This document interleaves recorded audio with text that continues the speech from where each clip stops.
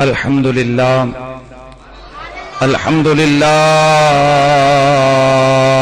رب العالمين والصلاة والسلام على سيد الأنبياء والمرسلين وعلى آله الطيبين الطاهرين وعلى أصحابه الراشدين. أما بعد فأعوذ بالله السميع العليم من الشيطان الرجيم. بسم الله الرحمن الرحيم.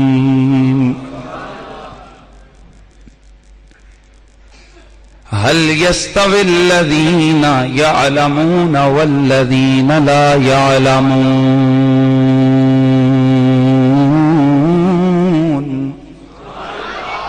درود و سلام بآواز بلند پڑھیے. الصلاۃ والسلام علیک یا سیدی یا رسول اللہ وعلی آلک واصحابک یا سیدی یا حبیب اللہ.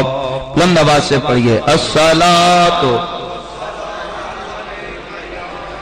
والسلام علیک یا سیدی یا رسول اللہ وعلی آلک واصحابک یا سیدی یا حبیب اللہ. بعد از حمد و صلات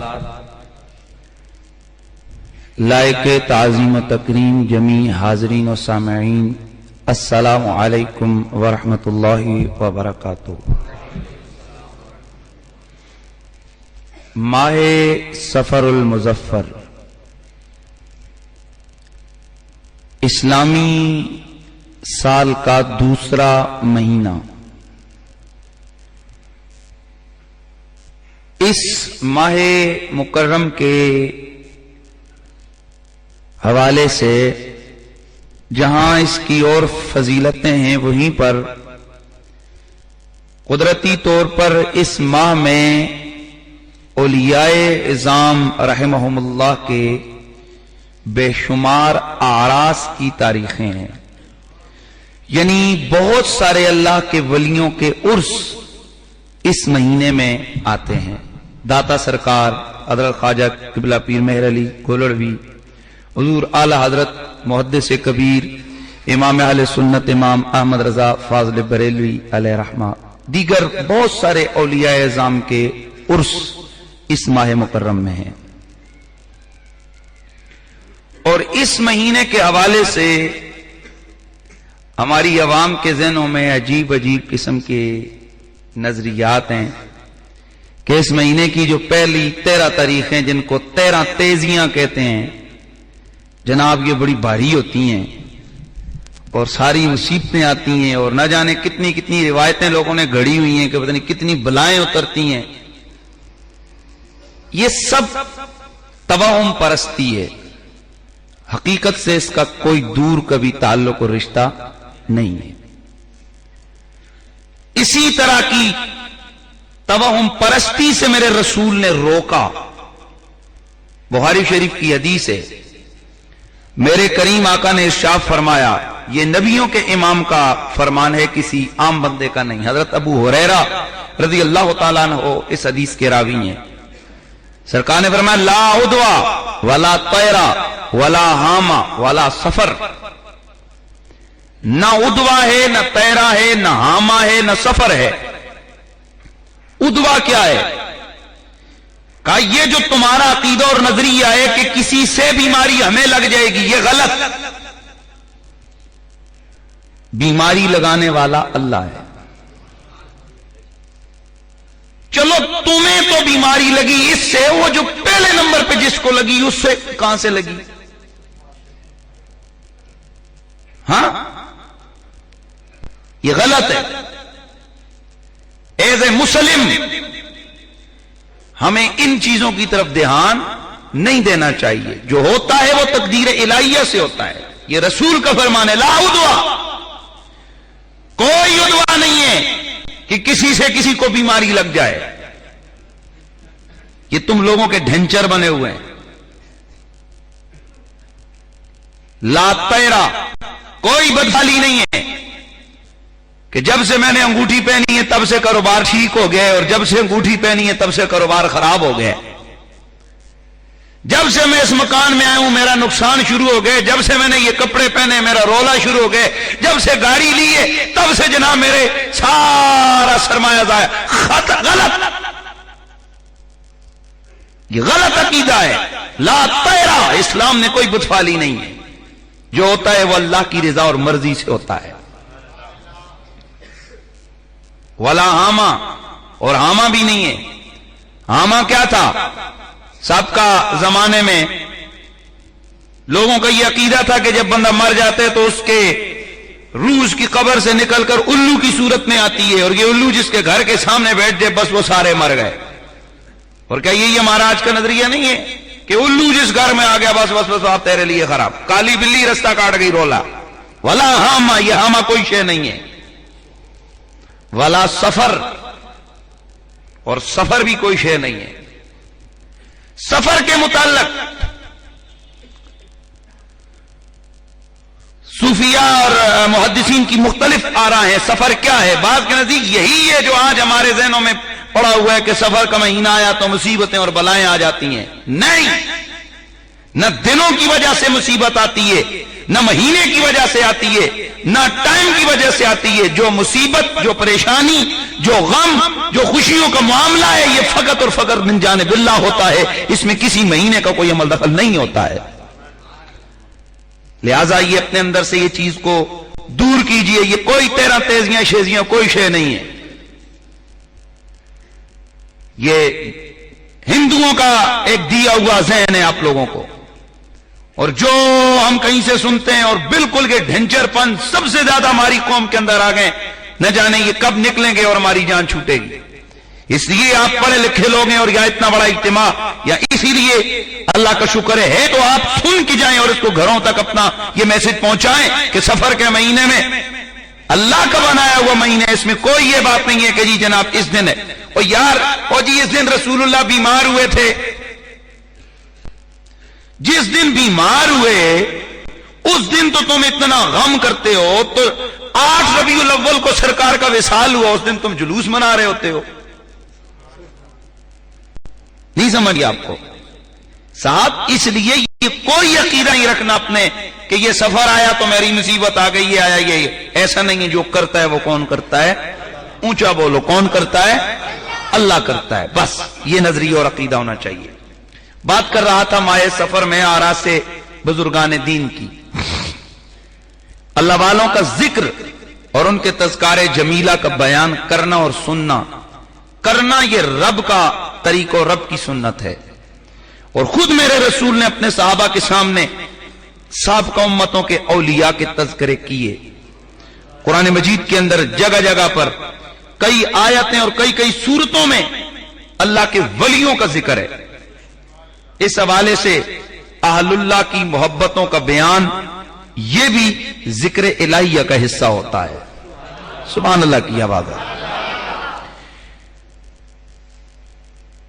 جہاں اور اللہ والوں کی عظمتیں اور شانیں ہیں، بزرگان دین ہیں، وہی ہم اہل سنت و جماعت کی ایک محسن شخصیت، عالم اسلام کا ایسا رہنما اور ایسی نابغہ روزگار شخصیت کہ جس کی مثال گزشتہ صدیوں میں نہیں ملتی ہے، اور دنیا حیران ہے کہ ایک وقت میں ایک انسان یا ڈاکٹر ہوتا ہے یا فلسفی ہوتا ہے یا سائنسدان ہوتا ہے یا وہ مفتی ہوتا ہے یا وہ محدث ہوتا ہے یا وہ محقق ہوتا ہے یا وہ سیاستدان ہوتا ہے یا وہ ریاضی دان ہوتا ہے یا وہ جفر و جمر کا ماہر ہوتا ہے، لیکن دنیا ششدر اور حیران ہے کہ ایک ایسی شخصیت ہمارے سامنے ہے کہ جو ایک ذات کے اندر سائنسدان بھی ہے، ریاضی دان بھی ہے، محدث بھی ہے، مفسر بھی ہے، محقق بھی ہے، فقیہ بھی ہے، دانشور بھی ہے، سیاستدان بھی ہے. جس اینگل سے دیکھو، پیر بھی ہے، پیر پیر طریقت بھی ہے، شاعر بھی ہے، متکلم بھی ہے. اس کے علاوہ اگر اس کی اور حیثیات کو دیکھو، کاتب بھی ہے. ایک رات کے اندر 56 علوم اس کے اندر ہے، اور 56 علوم کا ماسٹر. زمانہ حیران ہے، یہ کہاں سے اللہ کا کرم ہندوستان کے مسلمانوں پہ آیا. میری مراد اس شخصیت سے حضور ماہی بدعت اعلی حضرت عظیم البرکت الشاہ امام اہل سنت امام احمد رضا فاضل بریلوی رحمت اللہ تعالی علیہ. میں چاہوں گا، ویسے تو اگر عنوانات قائم کیے جائیں تو امام احمد رضا اور قرآن فہمی یہ ایک عنوان ہے، امام احمد رضا اور فقہ، امام احمد رضا اور روحانیت، امام احمد رضا اور تجدید دین و اصلاح، امام احمد رضا اور دینی و سیاسی بصیرت، امام احمد رضا اور شعر و ادب، امام احمد رضا ایک مظلوم محقق، امام احمد رضا اور محبت، امام احمد رضا اور ادب و تعظیم، امام احمد رضا اور رد مرزائیت، امام احمد رضا اور مسئلہ تکفیر، امام احمد رضا اور عقائد و کلام. یہ درجنوں موضوعات ایسے ہیں کہ جو امام احمد رضا فاضل بریلوی کی شخصیت کے ساتھ ہم ان کو ملا کر ہم بیان کر سکتے ہیں. کوئی ایک ایسی شخصیت نہیں ہے امام احمد رضا کی کہ جس کو بندہ 1 گھنٹے میں سارا بیان کر دے. اس وقت، آج تو کمپیوٹر کا دور ہے، اس وقت مفتی بھی ہے احمد رضا، پیر بھی ہے، امام بھی ہے، اطباء میں سے بہترین طبیب بھی ہے، لوگوں کی پنچایت بھی کرتا ہے، دور دور جا کے جھگڑے بھی مٹاتا ہے. اس وقت بے سر و سامانی کے عالم میں انگریز بھی مخالف، ہندو بھی مخالف، توجہ ہے نا، حکومت مخالف، انگریز مخالف، اوپر سے نجدی وہ مخالف، رافضی وہ مخالف، ہندو وہ مخالف، چکڑالوی وہ مخالف، مرزائی وہ مخالف. چاروں طرف سے تند و تیز حملوں کا مقابلہ بھی کر رہا ہے، اور اس کے باوجود 548 کتابوں کا مصنف ہے. کتنی؟ جن میں سے ایک فتاوی رضویہ شریف کی 30 جلدیں ہیں، اور ایک جلد میں تقریباً 800 یا 900 صفحات ہیں. اندازہ لگا لیجئے کہ احمد رضا کون شخص تھے. اگر میں ان کے علوم اور فنون کو دیکھیں تو مولویوں کو جن فنوں کا پتہ ہی نہیں، نام ہی نہیں آتے ہیں، احمد رضا ان فنون میں کتابیں لکھ رہے ہیں. آئیے دیکھیے امام اہل سنت امام احمد رضا کی کیا خدمات ہیں.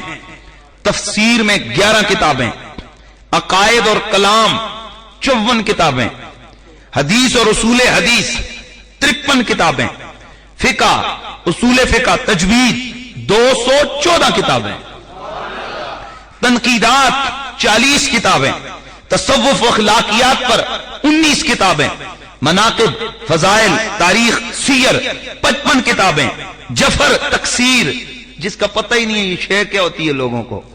احمد رضا بریلوی نے 11 کتابیں اس میں لکھی ہوئی ہیں. جبر و مقابلہ 4 کتابیں، مثلث، لاگریتھم، یہ جو آپ پڑھتے ہیں 8 کتابیں، نجوم، توقیت، حساب 22 کتابیں، ہیئت، ہندسہ، ریاضی 31 کتابیں، منطق و فلسفہ 6 کتابیں. ان علوم پر کل امام اہل سنت نے 548 کتابیں تصنیف فرمائی. آپ حساب لگا لیں، ایک ہوتا ہے ویسے پڑھ لینا، ایک ہوتا ہے اس کا ماسٹر بن کے اس علوم کو، ان علوم کے اوپر تحریر کرنا، لکھنا. حساب لگاؤ کہ احمد رضا کون سی نابغہ روزگار شخصیت ہے.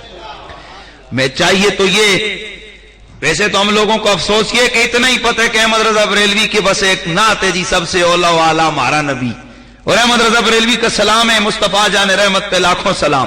اور کچھ لوگوں کو اگر بہت پتا ہوا تو حاجی فتاوی رضویہ بھی ان کی کتاب ہے، اور اگر بہت زیادہ کچھ کی دو چار کو اور پتا چلا ہاں احکام شریعت بھی ان کی کتاب ہے، تھوڑا سا اور اگر کسی کو بہت زیادہ شوق چڑھ گیا تو 2 4 5 کتابوں کے نام یاد آ گئے۔ حالانکہ سنیوں تمہارا وہ امام ہے جس نے 548 کتابیں لکھی، اور ایسی لکھی کہ اقبال جیسا بندہ جب ایک کتاب فتاوی رضویہ کو دیکھتا ہے تو حیران رہ کر سر پہ رکھ کے کہتا ہے اور لگتا ہے دوسرا ابو حنیفہ ہندوستان میں آ گیا۔ اپنے بھی کیا،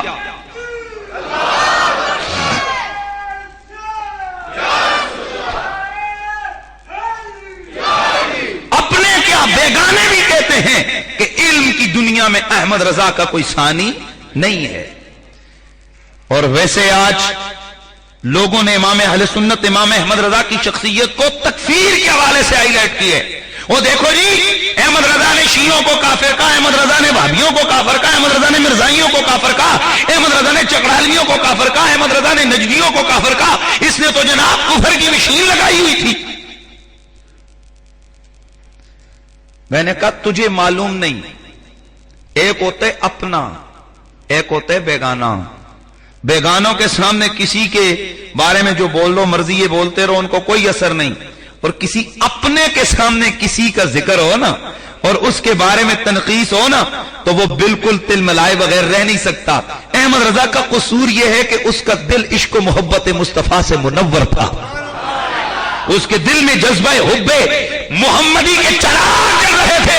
اس لیے جب امام اہل سنت نے دیکھا کہ نجدیت اس طرف لوگوں کا ذہن بنا رہی ہے کہ معاذ اللہ نبی کا اتنا فائدہ بھی نہیں جتنا ہاتھ میں ڈنڈا پکڑے ہوئے ڈنڈے کا، جیسے ابن عبد الوہاب نجدی نے نظریہ دیا کہ مجھے جتنا اس ڈنڈے کا فائدہ ہے اتنا مجھے محمد کا فائدہ نہیں، کیونکہ ڈنڈے سے تو معاذ اللہ میں کتا بھگا سکتا ہوں، محمد تو میرے اس کام بھی نہیں آتا۔ اس طرح کی باتیں اور تحریریں جب آئیں، اور اسی نجدی نے جس وقت اپنی کتاب کے اندر لکھا کہ محمد عربی کا مزار سب سے بڑا بت ہے، اس کو گرانا واجب ہے، صحابہ اور اہل بیت کے مزارات بت ہیں، ان کو گرانا واجب ہے، اور جب اس کی ذریت یہاں پاکستان ہندوستان کے اندر آ کر شاہ اسماعیل دہلوی کی صورت میں انہوں نے کام شروع کیا اور اپنی کتابوں کے اندر لکھا کہ معاذ اللہ نبی کا خیال گدھے سے برا ہے، معاذ اللہ حضور کے علم کو جانوروں سے کم تر قرار دیا گیا، معاذ اللہ اپنی تحریروں کے اندر نبی کریم کی ختم نبوت کا انکار کیا گیا، میرے مصطفیٰ جیسا بننے کی کوشش کی گئی، معاذ اللہ رسول اللہ کے علم سے شیطان کا علم زیادہ قرار دیا گیا۔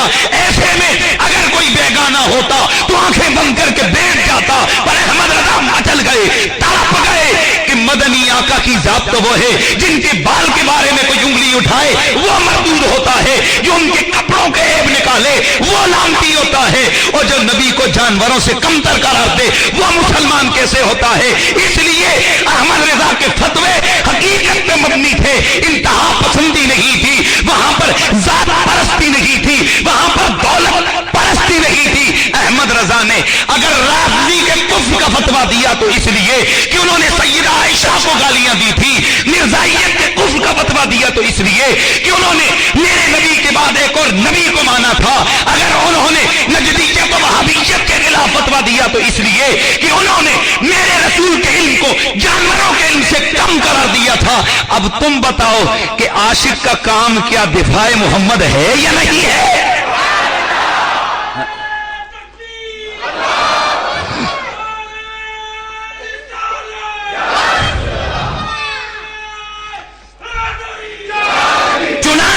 دشمن کو بھی ماننا پڑا۔ اشد العذاب مولانا محمود الحسن دیوبندی صاحب ان کے شیخ الہند ہیں، ان سے مرزائیوں نے سوال کیا، اوئے تم ہمارے خلاف کتابیں لکھ رہے ہو، احمد رضا نے تو تم پہ بھی کفر کا فتویٰ دیا ہے، لہذا پہلے اپنا دفاع کرو۔ اب جملہ سننا محمود الحسن صاحب کا، کہتے ہیں احمد رضا نے جس وجہ سے ہمیں کافر کہا ہے نا وہ ہمیں گستاخ سمجھ کے کہا ہے، اگر وہ ہمیں کافر نہ کہتا خود کافر ہو جاتا۔ توجہ ہے، کیا بات ہے یار، جادو وہ ہوتا ہے جو سر چڑھ کے بولتا ہے۔ یعنی احمد رضا نے خود ساختہ فتوے نہیں دیے۔ آپ کو شاید یہ بھی پتا نہیں ہے جب اس طرح کی گستاخانہ عبارات لکھی گئیں تو امام اہل سنت وہ ساری عبارتیں لکھنے والوں کی طرف انہوں نے 10 خط لکھے. وہ ظالموں کیا لکھ دیے تم نے؟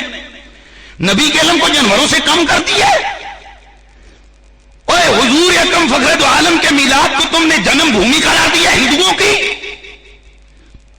اور تم نے کیا کہا ہے کہ اردو محمد عربی نے آ کر دیوبند میں سیکھی ہے.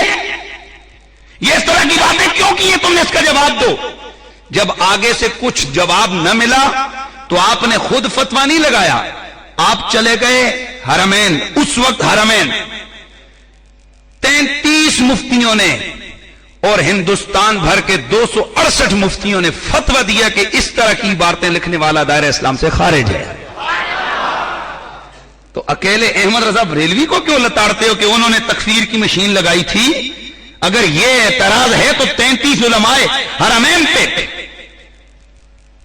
33 بلکہ کل 36 بعد میں معاملہ, 33 علماء حرمین, 33 مفتی, 268 مفتی ہندوستان کے, ان سارے مفتیوں کے فتوے میں احمد رضا نے یہ کام ضرور کیا کہ انہوں نے فتویٰ اٹھا کے ان کے سامنے پیش کیا کہ جناب بتائیے اس طرح کا معاملہ کیسا ہوگا. تو صاحب احمد رضا بریلوی علیہ رحمہ کو صرف تکفیر کے حوالے سے یہ سامنے رکھنا, یہ میں سمجھتا ہوں بددیانتی ہے اور ظلم ہے. آئیے میں ایک عنوان آج آپ کے سامنے رکھتا ہوں اور آپ کو بتانا چاہتا ہوں کہ احمد رضا کس پائے کا بندہ تھا. آئیے تو آج کا میرا ٹاپک ہے امام احمد رضا اور قرآن فہمی. سارے علوم اور فنون کا مرکز و منبع قرآن ہے. یہ صرف نحو منطق فلسفہ حدیث اصول حدیث فقہ اصول فقہ یہ سارے علوم اس لیے پڑھے جاتے ہیں تاکہ قرآن سمجھ آ جائے اور روح قرآن کو بندہ سمجھے, قرآن کی ترجمانی کر سکے. لیکن افسوس لوگوں نے قرآن فہمی کے نام پر ایسے ہچکولے کھائے اور ان کی کشتیاں ایسے بھمر میں جا کے پھنستی ہیں کہ آج صدی سے زیادہ وقت ہو گیا ہے, 1.5 صدی ہونے لگی ہے, آج تک اس بھنور سے نکل نہیں سکی ان کی کشتیاں. لیکن ان کی ذریت خواہ مخواہ جناب ان کا دفاع کر رہی ہے. میں یہاں سمجھانا چاہتا ہوں ایک بات, قرآن عربی زبان میں ہے اور عربی فصیح و بلیغ زبان ہے پوری کائنات میں سب سے زیادہ. عربی کا ایک لفظ اس کے درجنوں معنی آتے ہیں, مترادفات ہوں یا مشترکات ہوں, جس حوالے سے دیکھو قرآن کے جو لفظ ہیں عربی کے ایک ایک لفظ کا کئی معنی آتے ہیں. اب جب قرآن کا معنی بندہ بیان کرتا ہے نا تو اس کے لیے لازم ہوتا ہے کہ میں یہاں پر لفظ کا وہ معنی بیان کروں جو اللہ رسول فرشتوں نبیوں ولیوں کی شان کے لائق ہے, جو قرآن کے مفاہیم اور مطالب کی رہنمائی کر رہا ہے وہ لفظ استعمال کرنا. یہ نہیں جو منہ میں آیا بندہ نے کر دیا. مثلا انگلش میں ڈیئر کا کیا معنی ہے؟ پیارا. اور کیا معنی ہے؟ بولو نا, اے ہن تسی انگریزیاں پڑھن والے لوگوں, ہرن. چلو جی 2 ہی معنی لیتے ہیں. اگر ایک آدمی کہتا ہے کہ میرے پاس ڈیئر آیا تھا, میں نے اس کے آگے گھاس ڈالی, تو اب ایک آدمی ایسا ہے جس کو ڈیئر کا یہی مطلب پتہ ہے پیارا, وہ کہتے ہیں دیکھو جی یہ کیسا عجیب بندہ ہے, اپنے دوستوں کے آگے گھاس ڈالتا ہے. نہیں سمجھ آئی آپ کو سمجھ نہیں آئی بھئی. جس کو صرف ڈیئر کا ایک ہی معنی پتہ ہے, کون سا والا؟ پیارا, تو اس نے تو معنی یہی کرنا ہے کہ پیارے ادھر آؤ تمہارے آگے گھاس ڈالوں. سمجھ آئیے؟ بتاؤ یار یہ اس کہنے والے کے کلام کی نمائندگی ہے؟ حالانکہ اس نے تو ڈیئر لفظ ضرور بولا لیکن اس کی مراد ہرن تھی, کیونکہ یہاں عقل ہو تو پتہ چل جاتا ہے کہ یہاں گھاس بندوں کے آگے دوستوں کے آگے نہیں ڈالی جاتی, ہرن کے آگے ڈالی جاتی. یہ میں آپ کو ایک مثال دے رہا تھا. اسی طرح قرآن مجید میں عربک یوز ہے, عربک ورڈز ہیں, عربی کے جملے ہیں, عربی کے لفظ ہیں, تو ایک ایک لفظ کے کئی معنی ہوتے ہیں. یہاں قرآن فہمی کا پتہ چلتا ہے کہ اس عربی کو اردو میں ڈھالنے والا اس کا دماغ کتنا وسیع ہے، اس کو ان لفظوں کے کتنے معنی آتے ہیں، اس کا ذہن کہاں تک قرآن کی ترجمانی کرنے کے لیے وسیع ہے۔ یہاں آ کر اگر ہم احمد رضا بریلوی کے علوم کا ہم اگر ان کا جو ہے نا دیکھتے ہیں، اس کو نظر ڈالتے ہیں اس پہ، تو رب کعبہ کی قسم علم کی دنیا کا ایک سمندر بہتا ہوا نظر آتا ہے امام احمد رضا۔ اور یہ میں نے ویسے دعویٰ نہیں کیا، آپ کے سامنے اس دعوے پر دلائل کے طور پر میں چند چیزیں آپ کے سامنے رکھ رہا ہوں کہ احمد رضا بریلوی کو قرآن کتنا آتا تھا۔ اور یہ اتنا سادہ سا میرا عنوان ہے کہ میری کیسٹ آپ رکھ کے گھر میں بیٹھ کے میری باتوں کو چیک بھی کر سکتے ہیں، اور یہ کوئی ایسا مہنگا سودا ہے نہیں کہ جو کسی کو کہیں سے میسر نہ آئے۔ آپ کے گھروں میں قرآن مجید کے کئی تراجم پڑے ہوئے ہیں، اور اگر اور کوئی نہ بھی ہو تو جو سعودیہ سے مفت قرآن کا ترجمہ ملتا ہے، جو بڑے شوق سے جناب حاجی صاحبان آپ لے کے آتے ہیں اور خود بھی اس کو گھر میں رکھتے ہیں، بچوں کو بھی پڑھاتے ہیں، اور جناب آپ اپنے رشتہ داروں کو بھی گفٹ پیش کرتے ہیں بڑا اوپر کاغذ چڑھا کے۔ آؤ ذرا میں دکھاتا ہوں کہ یہ اتنی سعودیہ کی حکومت کتنی ہمدرد آ گئی ہماری کہ 500 ہزار روپے کا نسخہ آتے ہوئے لاکھوں لوگوں کو وہ مفت میں دیتے ہیں۔ ہمارے لوگ کہتے ہیں سعودیہ والے اگر وہ اتنے ہمارے ہمدرد ہوتے ہیں نا تو آتے ہوئے ہمارے بچوں کے لیے ہمیں ٹافیاں خرید کے دیتے ہیں، ہمارے اور کوئی چیز دیتے ہیں۔ شاید آپ کو پتہ نہیں ہے کہ اس کے اندر حکمت کیا ہے۔ دراصل وہ جو ترجمہ اور تفسیر آتے ہوئے آپ لوگوں کو دیتے ہیں، اس میں معاذ اللہ عقائد اہل سنت کی دھجیاں اڑائی گئی ہیں۔ اس تفسیر کے اندر قرآن کے مفاہیم اور مطالب کا مذاق اڑایا گیا ہے، نبی اکرم اور اللہ کے نبیوں اور ولیوں کی توہین کی گئی ہے۔ اور میں دلائل دوں گا،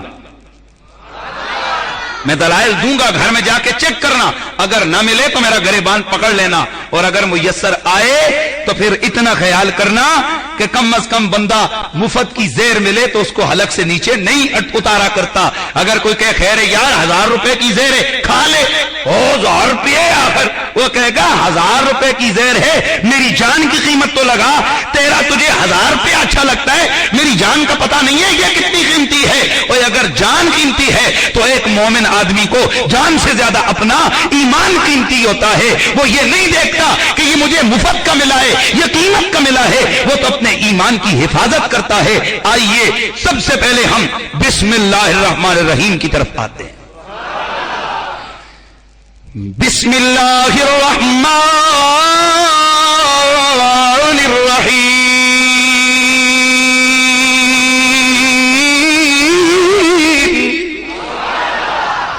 اس کا ترجمہ اگر آپ لوگ دیکھیں محمود الحسن صاحب کے قرآن پاک جو ترجمہ ہے اس پہ تو لکھا ہوا ہے شروع اللہ کے نام سے جو بے حد مہربان اور نہایت رحم والا ہے۔ شاہ عبد القادر کا ترجمہ دیکھیں تو لکھا ہوگا شروع اللہ نہایت رحم کرنے والے بار بار رحم والے کے نام سے۔ اور اسی طرح تھانوی صاحب کا ترجمہ شروع کرتا ہوں اللہ کے نام سے جو بڑے مہربان اور نہایت رحم والے ہیں۔ مودودی صاحب کا ترجمہ پڑھیں یہی ترجمہ ملے گا۔ جتنے اردو کے ترجمے وہ جو سعودیہ والی ہے نا اس میں بھی یہی ملے گا۔ اب ذرا دیکھتے ہیں کہ احمد رضا کا ذہن کہاں گیا ہے۔ آپ نے ترجمہ کیا شروع کرتا ہوں نہیں، اللہ کے نام سے شروع کہا۔ اللہ کے بندے بسم اللہ کا مطلب یہ ہے کہ سب سے پہلے اللہ کا نام زبان پہ آئے۔ تو یہ ترجمہ بھی تو کام ہے نا، اس میں پہلے اپنی بات نہ کر کے میں شروع کرتا ہوں اللہ کا نام بعد میں لے، بلکہ یہ کہ اللہ کے نام سے شروع جو بڑا مہربان اور نہایت رحم کرنے والا ہے۔ یہ ہے امام احمد رضا کا علم اور قرآن فہمی۔ آگے بڑھیے، سورہ فاتحہ کی آیت اہدنا الصراط المستقیم۔ محمود الحسن دیوبندی صاحب کا ترجمہ ہے بتلا ہم کو سیدھی راہ۔ تھانوی صاحب نے ترجمہ کیا بتلائیے ہم کو رستہ سیدھا۔ مودودی صاحب نے ترجمہ کیا ہمیں سیدھی راہ دکھا۔ شاہ رفیع الدین نے ترجمہ کیا دکھا ہم کو راہ سیدھی۔ اور اللہ تعالیٰ قرآن پاک میں فرماتا ہے کہ میں نے یہ راہ تو کافروں کو بھی دکھائی ہے، ہدی للناس۔ یہ قرآن تمام مسلمانوں کافروں سب کے لیے ہدایت ہے۔ تو بابا رب نے نہیں دکھائی راہ کہ انہا ھذا صراطی مستقیمہ، میرا یہ جناب رستہ جو ہے یہ میرا سیدھا رستہ ہے، یہ تو اللہ نے پہلے دکھایا ہے۔ اب دیکھتے ہیں احمد رضا تم کیا کہتے ہو۔ آپ نے فرمایا دکھایا تو اس نے کافروں کو بھی، یہ مسئلہ دکھانے کا نہیں ہے، مسئلہ یہ یہاں ترجمہ ہونا چاہیے اہدنا الصراط المستقیم، یا اللہ مجھے سیدھی راہ چلا، سیدھی راہ دکھا نہیں، سیدھی راہ چلا۔ یہ ہے قرآن کی روح، یہ ہے قرآن فہمی۔ آگے بڑھیے سورہ بقرہ کی آیت نمبر 9۔ يخادعون الله والذين آمنوا وما يخدعون إلا أنفسهم وما